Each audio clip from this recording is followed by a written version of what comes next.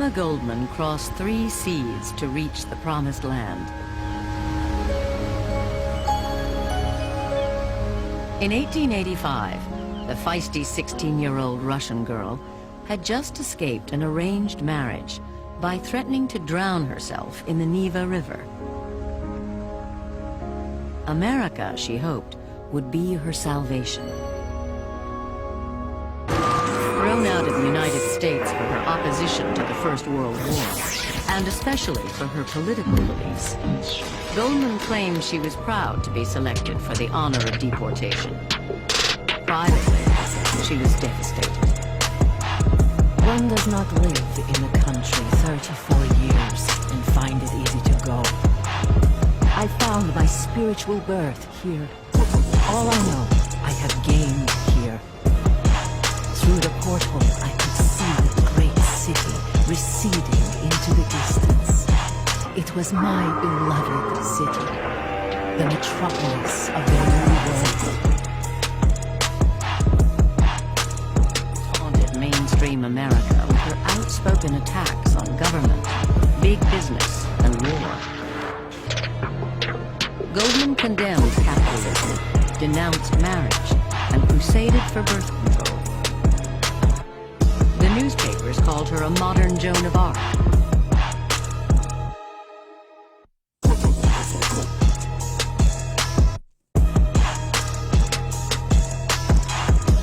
Anarchism was often associated with violence and terrorism, and that's the image that people have today.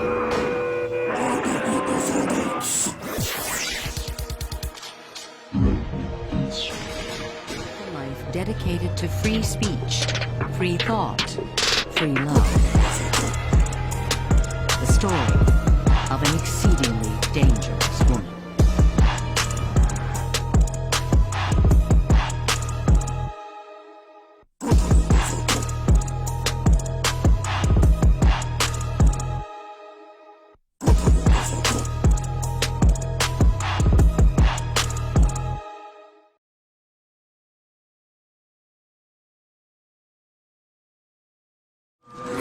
City version of a racial lynching, a mob of whites attacking 3 black men.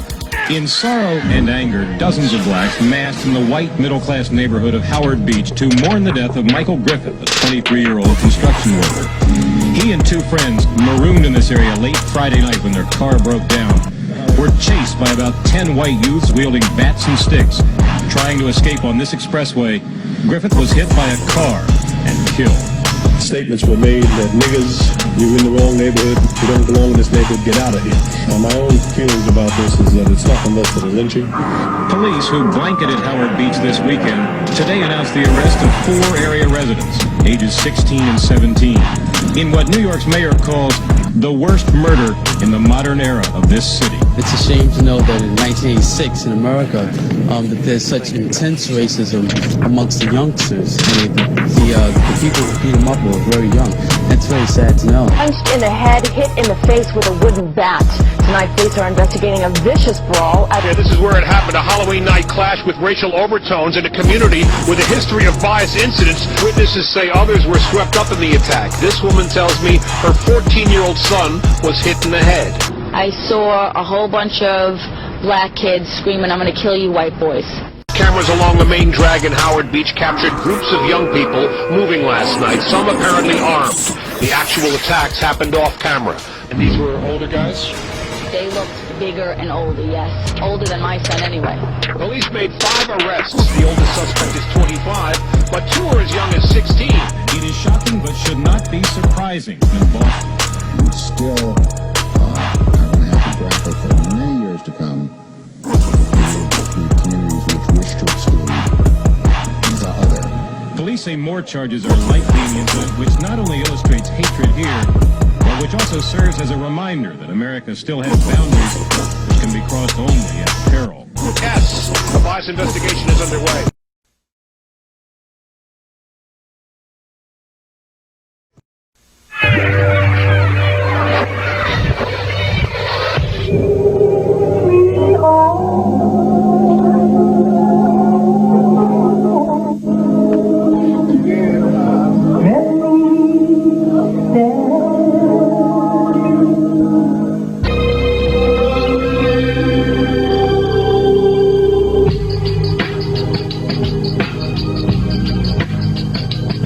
society today is it's easier to get a gun than it is to get an education.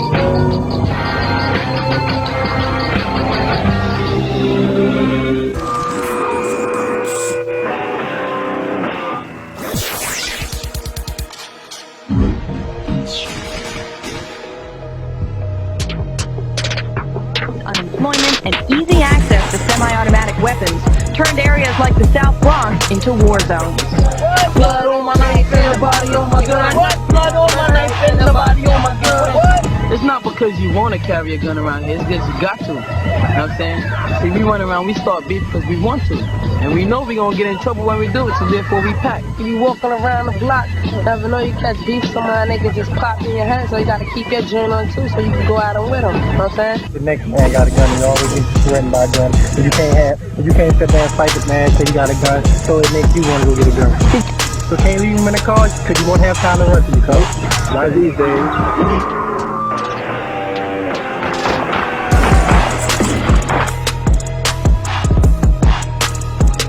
Games that we play and the news and stuff, how they show big cities where people are shooting each other.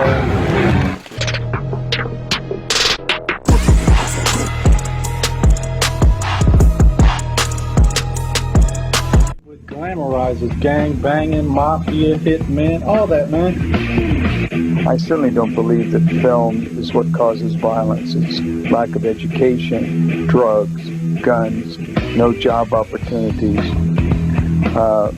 falling apart of the family structure. Those are things that cause violence, being abused as a child.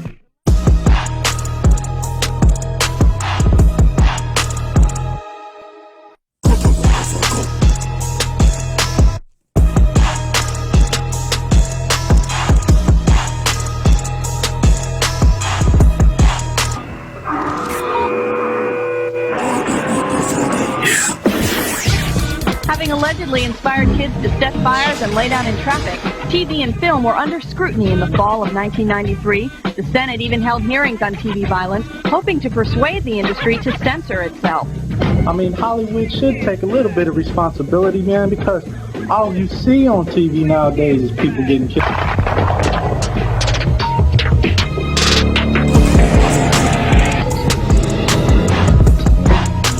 Students carry an estimated 270,000 guns to school every day.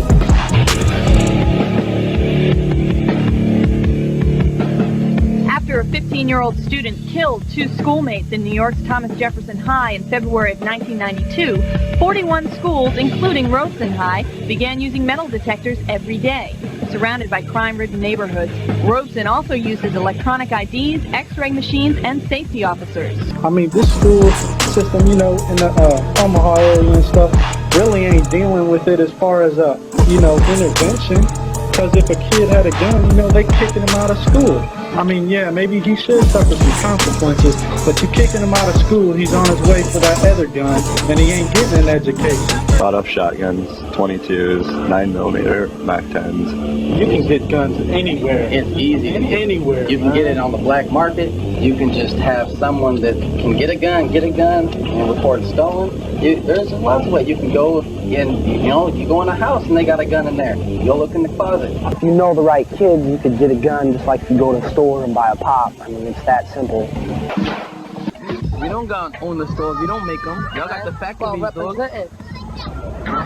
Me ain't bring them in. You bring them here. You and your boys bring them here. Now we got them. Now y'all scared.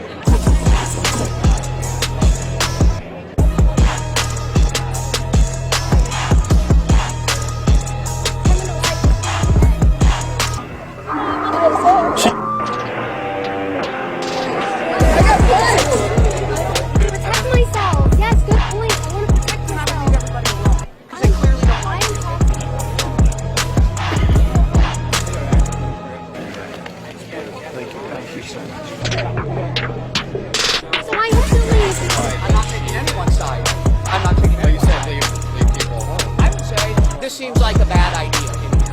But that's just me. You're free to do whatever you like. But I will have consequences if I go in there and engage in free About speech. being an adult in the world is every choice has consequences. Such a tragedy happened here in the 60s, you know, and it just seems like the most inappropriate place to have a open carry rally. It's ridiculous, and it's put together by, you know, a graduate from here. I think she's just trying to stir up tension and trouble.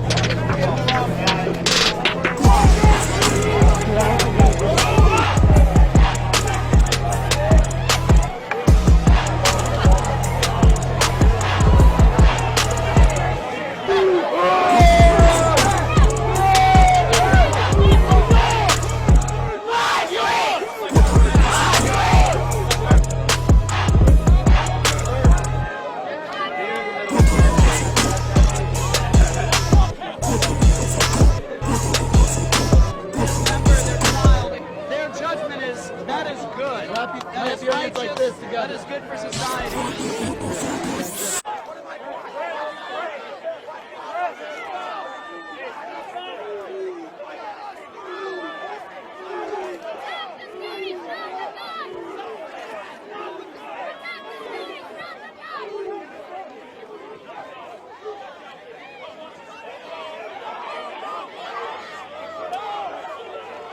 All kinds of life choices end up with consequences.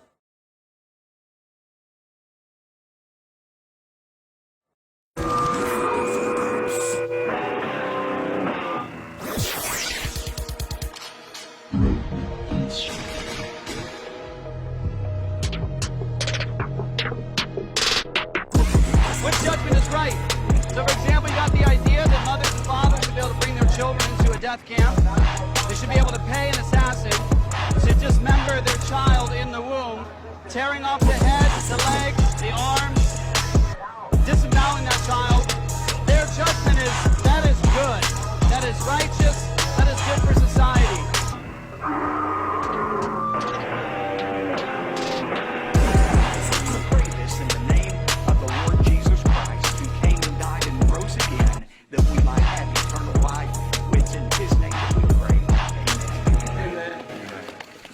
Thank you very much. Thank you so much. Planned Parenthood, what many people don't realize, is the biggest abortion clinic in our country. And they commit over 320,000 abortions every year. Stop interfering with women's private health care decisions. All of that. In this fight, Lila Rose is building a new kind of army. Thousands of Facebook subscribers and Twitter followers. All fans of her group Live Action. In their contentious undercover work, they say exposes wrongdoing inside abortion clinics.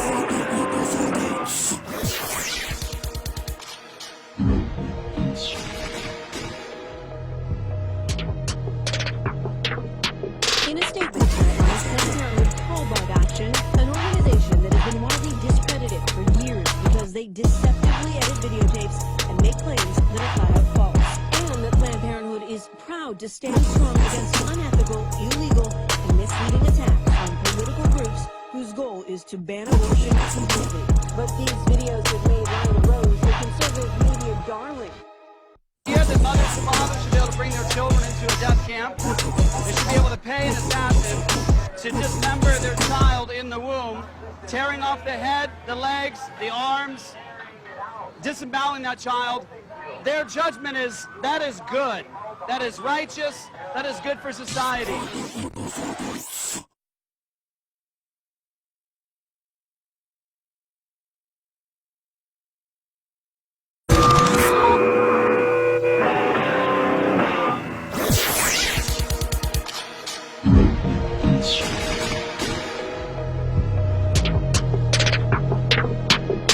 Which judgment is right? So, for example, you got the idea that mothers and fathers should be able to bring their children into a death camp. They should be able to pay an assassin to dismember their child in the womb, tearing off the head, the legs, the arms, disemboweling that child. Their judgment is that is good, that is righteous, that is good for society.